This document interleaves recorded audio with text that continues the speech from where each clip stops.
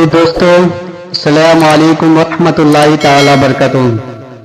تو آپ لوگ کا سامنے اسلامی ویڈیو حدیث لے کے آیا ہوں سلمان ازہری کا، تو آپ لوگ پہلے سنیں۔ یمن کا ایک قبیلہ تھا بنو کلب۔ اس قبیلے کے ایک شخص تھے حارثہ نام، ان کی بیوی سعدہ۔ ایک چھوٹا سا واقعہ بتا رہا ہوں۔ حارثہ اور سعدہ چھوٹا سا خاندان تھا، 3 بچے تھے۔ حارثہ کے بیٹوں میں ایک بیٹے کا نام ہے زید۔ نام یاد رکھیں، بہت امپورٹنٹ نام میں ذکر کر رہا ہوں۔ ایک ہی نام ایسا ہے جو قرآن میں آیا ہوا ہے، بے شک۔ یہ حارثہ کے بیٹے زید ہے، بیوی سعدہ ہے۔ یہ حارثہ اور سعدہ 3 بچوں کے ماں باپ تھے، ہنسی خوشی زندگی گزار رہے تھے۔ سعدہ ایک دن اپنے بچوں کو لے کر اپنے مائکے جا رہی تھی، راستے میں ڈاکوؤں کا حملہ ہو گیا، مال سب چھین لیا قافلے کا، اور اتفاق ایسا کہ یہ 8 سال کے جو زید تھے ان کو بھی ڈاکوؤں نے چھین لیا۔ ایک ماں سے اس کا 8 سالہ بڑا بیٹا چھین لیا جائے تو ماں کی کیفیت کیا ہوتی؟ اس قدر درد میں تھی ماں۔ جان تو بچ گئی، 2 بچے بھی بچ گئے، لیکن بڑا بیٹا میرے ہاتھ سے چلا گیا۔ مارے مارے صحراؤں میں گھومتی تھی، پکارتی تھی میرا زید میرا زید میرا زید میرا زید۔ ڈاکوؤں نے زید کو کیا کیا؟ عکاظ کا ایک میلہ لگتا تھا، اس وقت یہ غلامی کا دور تھا، لوگ انسانوں کو پکڑتے اور بیچ دیتے تھے۔ وہاں لا کر کے انہوں نے زید کو بیچ دیا، غلام کی حیثیت سے بیچ دیا۔ آگے میں بتاتا ہوں۔ یہاں سعدہ کا حال بے حال تھا، واپس گھر آئی تو باپ اپنے شوہر سے کہا، اور شوہر کا حال تو ایسا تھا کہ وہ زید کو اپنے آنکھوں کا نور، اپنے آنکھوں کا سرور سمجھتا، اور اس قدر پیار و محبت والا باپ مارے مارے گھومتا رہا گلیوں میں۔ اور ان کا لکھا ہوا ایک اشعار کا منظوم ترانہ ہے جو اپنے بیٹے کی جدائی میں لکھا۔ اپنے تو اپنے دشمن بھی وہ ترانہ سنتے تو رو پڑتے تھے۔ ایک باپ کا درد اپنے بیٹے کی جدائی میں، بہت روتے تھے، بہت۔ ماں بھی دن رات روتی، باپ بھی پہاڑوں پر چڑھ جاتے اور وہاں سے صدا لگاتے، اے آسمان اگر تو نے زید کو دیکھا ہے تو میرے حوالے کر دے، زمین کے چپے کہیں اگر زید میرا زندہ ہے تو مجھے وہاں تک لے چل۔ یہ اشعار میں گنگناتے تھے، روتے تھے۔ اور زید کا کیا ہوا؟ عکاظ کے میلے میں بیچ دیا گیا۔ خریدا کون؟ حکیم بن حزام، جو حضرت خدیجہ رضی اللہ تعالیٰ عنہ کے بھائی لگتے تھے۔ یہ لے کر کے آئے، اور حضرت خدیجہ رضی اللہ تعالیٰ عنہ اس وقت مکہ میں اور حضور پاک صلی اللہ علیہ وسلم کے نکاح میں ہے۔ تو حضرت خدیجہ کے پاس یہ زید آ گیا، بھائی نے گفٹ کے طور پر دے دیا۔ حضرت خدیجہ کے گھر میں یہ زید جب آئے، اس وقت ان کی عمر یعنی 10-12 سال کے آس پاس رہی ہوگی، اور یہ ایسا لڑکا جو چھوٹی سی عمر کا، ادب اتنا تھا کہ ہر ایک کا ادب کرتا، بڑے اچھے خاندان سے تعلق رکھنے والا۔ ہوا کیا؟ ایک دن آفتاب رسالت، ماہتاب رسالت رسول پاک صلی اللہ علیہ وسلم کی نظر پڑی، دیکھا اخلاق و کردار میں کامل بچہ ہے، اور ایک ہی نظر میں بھاگ گیا۔ پوچھا حضرت خدیجہ سے، کہا کہ یہ غلام عکاظ کے میلے میں بیچا گیا ہے۔ حضور نے فرمایا یہ میرے حوالے کر دو، میرے حوالے کر دو۔ حضور نے جس کو پسند کر لیا ہو، حضور نے جس پر نگاہ رکھی ہو۔ اب وہ زید خوشی خوشی حضور کے پاس آئے۔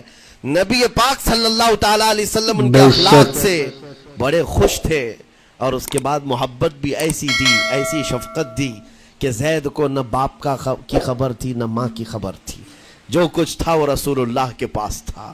حضور پاک صلی اللہ تعالیٰ علیہ وسلم کی تربیت میں دن گزرتے گئے، بڑے ہو گئے، یہاں تک کہ 16 سال کی عمر تھی۔ ایک دن حج کے موسم میں یمن کا بنو کلب خاندان آیا ہوا تھا، اور وہاں حج کے دوران وہ لوگ زید کے باپ حارثہ کے لکھے ہوئے اشعار پڑھ رہے تھے اور لوگوں کو رلا رہے تھے۔ ایک ہمارے قبیلے میں باپ ہے جو بچھڑے ہوئے بچے کی یاد میں روز روتا ہے، اس کے اشعار تو سنو۔ لوگ سن کر کے رو رہے تھے، یمن کا کوئی ایسا باپ ہے جو یوسف گم گشتہ کی خبر میں رویا کرتا ہے۔ یہ لوگوں کی بھیڑ لگی تھی، اسی کے سامنے سے زید کا گزر بھی ہو رہا تھا۔ بنو کلب کے لوگوں نے زید کو دیکھا، پہچان لیا، یہی تو وہ بچہ ہے جس کی یاد میں اس کا باپ روتا ہے، اور اس کو بلایا اور کہا تیرا نام، کہا زید، باپ کا نام حارثہ، کہا یہی تو ہے جس کے غم میں پورے اشعار پڑے جا رہے یمن میں۔ زید سے کہا تجھے پتا ہے تیرے باپ کا رو رو کر کے کیا حال ہو گیا؟ تیری ماں صحراؤں میں آواز دیتی ہے، پہاڑوں پر چڑھ جاتی ہے۔ ایک بچے کے لیے اس کے ماں باپ کی جدائی بتا دینا کتنا بڑا، کتنی بڑی بات تھی۔ میرے عزیزوں، سالوں کی یہ گم گشتہ خبر پھر سے واپس مل گئی ہے۔ زید نے کیا کہا کہ اب میرے ماں باپ سے جا کر کہہ دیں کہ رونا دھونا بند کریں، اونٹوں کی طرح ادھر ادھر بھٹکنا بند کریں، انہیں میرا سلام پہنچائیں اور کہیں انہوں نے جہاں مجھے دیکھنا تھا اس سے بہتر جگہ میں ہوں، اس سے بہتر جگہ میں ہوں۔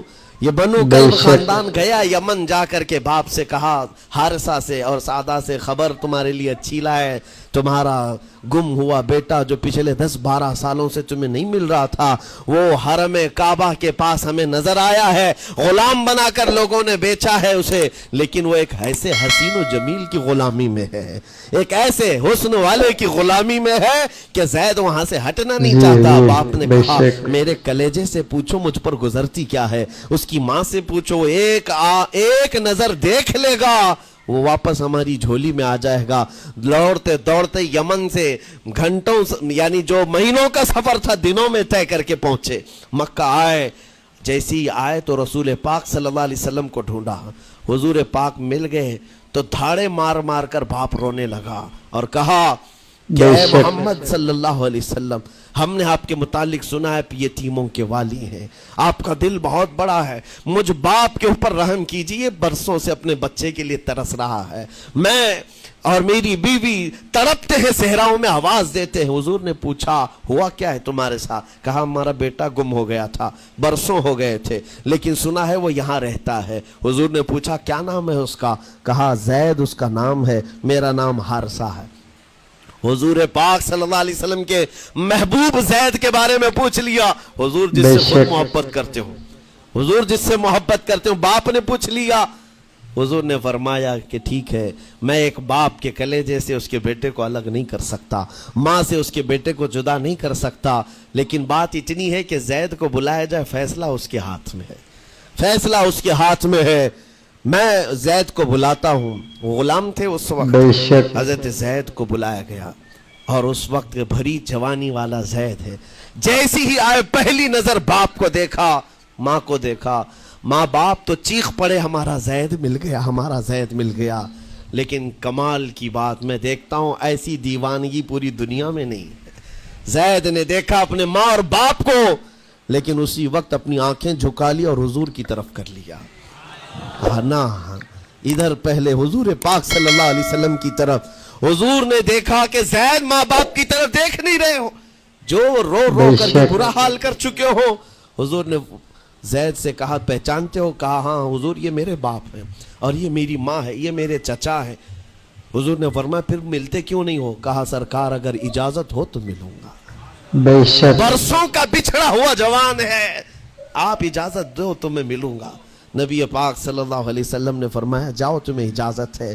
جیسی گئے اس منظر کو جو بیان کیا گیا ہے میرے عزیزوں، ہم پڑھتے ہیں تو آنکھیں بھیگ جاتی ہیں۔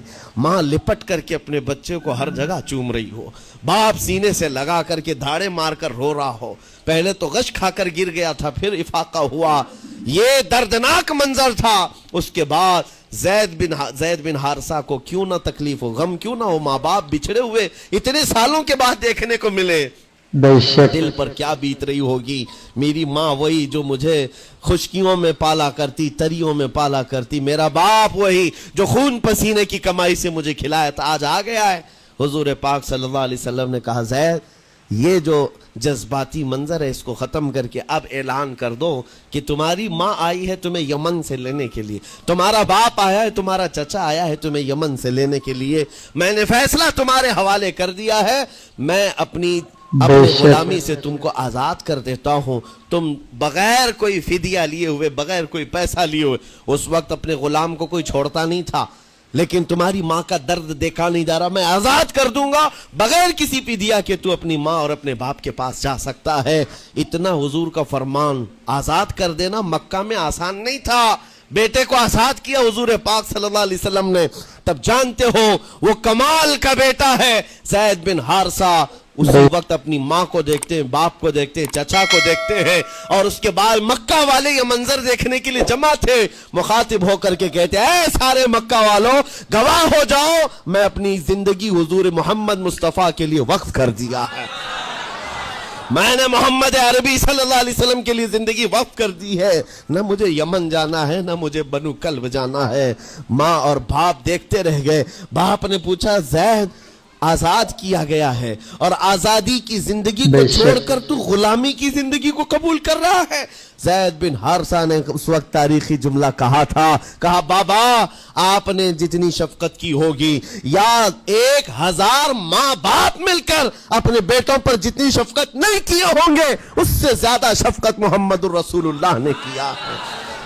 میں 1000 آزادیوں پر اس ایک غلامی کو، میں 1000 آزادیوں کو قربان کرتا ہوں اس ایک غلامی پر، میرے لیے زندگی بھر یہ غلامی کافی ہے۔ اتنا کہا تھا میرے آقا صلی اللہ علیہ وسلم نے اپنے باہوں کو پھیلا دیا، سینے سے لگایا اور زید بن حارثہ کو لے کر خانہ کعبہ کے پاس آئے۔ میرے عزیزوں ان کا حال بھی ایسا ہے کہ اگر کوئی ٹوٹ کر چاہتا ہے تو یہ نہیں ہے کہ تو چاہ رہا ہے، بلکہ ان کا حال یہ ہے اتنا دیا سرکار نے مجھ کو جتنی میری اوقات نہیں، یہ تو ان کا کرم ہے ورنہ مجھ میں تو ایسی بات نہیں۔ آتا ہے فقیروں پہ انہیں پیار کچھ ایسا، خود بھیک دے اور خود کہے منگتے کا بھلا ہو۔ حضور اکرم صلی اللہ علیہ وسلم زید بن حارثہ کو پکڑتے ہیں، خانہ کعبہ کے پاس لے آتے ہیں، ہجوم جمع تھا، مکہ والے سب کھڑے تھے۔ تب نبی پاک صلی اللہ علیہ وسلم اعلان کر کے کہتے ہیں اے مکہ والوں سن لو، آج سے زید کو میں نے آزاد کیا ہے، اور صرف آزاد نہیں، آج سے یہ میرا وارث ہے اور میں اس کا وارث ہوں، یہ میرا بیٹا ہے۔ حضور نے تنہا ایک ہی صحابی کے لیے کہا یہ میرا بیٹا ہے۔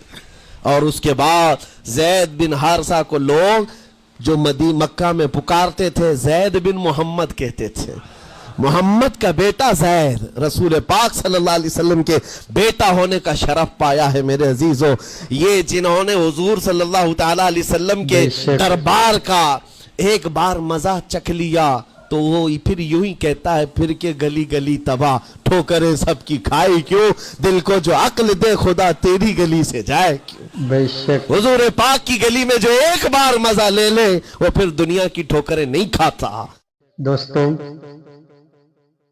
آپ کو یہ کہنا چاہتا ہوں کہ میرا ایک یوٹیوب چینل ہے حمید رضا یوٹیوب بلاگ 786 اور دی، اس میں آپ لوگ کو لنک بھیج دے گا اور آپ لوگ پیار سپورٹ کرنا